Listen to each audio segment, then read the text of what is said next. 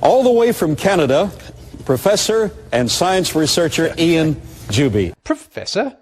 Yes, this is just plain old Ian Juby, but I have no idea why he's suddenly risen through the ranks of academia. Some of you may remember him as the former coveted Golden Crocoduck nominee who went postal in a rowing boat. Over your lifetime, you'll accumulate a few errors in your DNA. Yeah, he's got a gun. Juby is back once again, taking another shot at the coveted award. Someone nominated this video, which has Juby talking to Carl Bau about dinosaur eggs. This is a replica of an oviraptor egg nest. This is what the dinosaurs want to do. Yes. All right. So Well that's what stated. they want to do. Well stated. What do we actually find in the fossil record? We find a number of very radical things. For example, this comes from the Two Medicine Formation in Montana. Again, a replica. It was in green-gray mudstone. And again, apparently this dinosaur laid them in twos, but apparently laid the eggs on the run. Ian, that's incredible. It sure is, because incredible means unbelievable, and I don't believe it for a minute. In what spiritually induced hallucination did a dinosaur on the run lay eggs in neat rows like this? Juby goes on to conclude, of course, that this is evidence of the biblical flood. To test his hypothesis, I decided to devise an experiment to see what might happen when dinosaurs lay eggs while running for their lives. Of course, there are no dinosaurs around today, but chickens are descended from small running dinosaurs and mimic them rather well.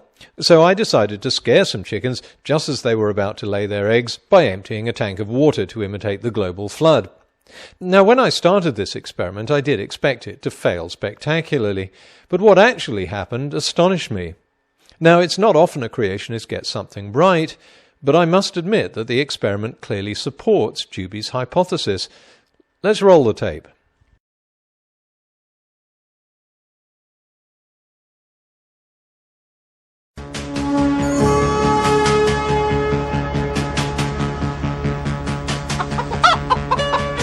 Ian, that's incredible.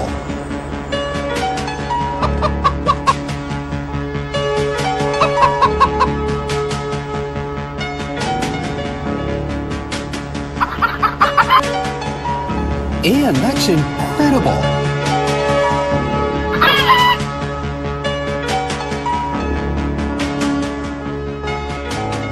The stunning result was that the chickens not only laid their eggs on the run, but when the eggs were examined later, it turned out they'd formed into neat rows, just as Ian Juby had predicted.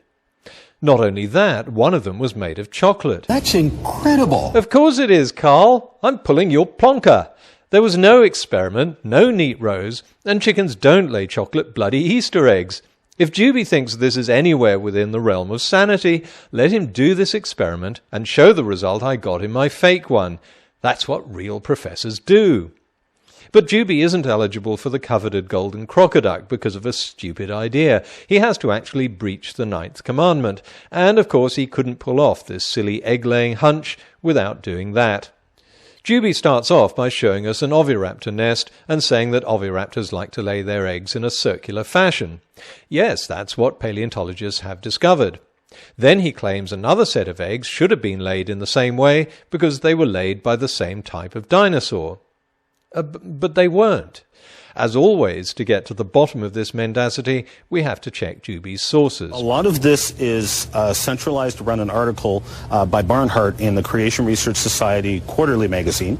He did an excellent article, multiple pages, examining dinosaur egg nests. But Barnhart doesn't say the elongated nests were made by an oviraptor at all. He cites a 1994 book containing a chapter by Moritella, who in turn cites a 1987 paper by Horner, who described these eggs, and all three attribute the elongated nest to a different type of dinosaur, the Troodon.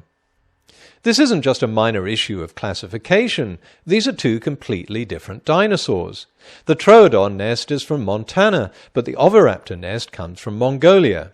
The two species lived on completely opposite sides of the world. So not only is Ian Juby's idea completely idiotic, it's not even based on a proper reading of his sources.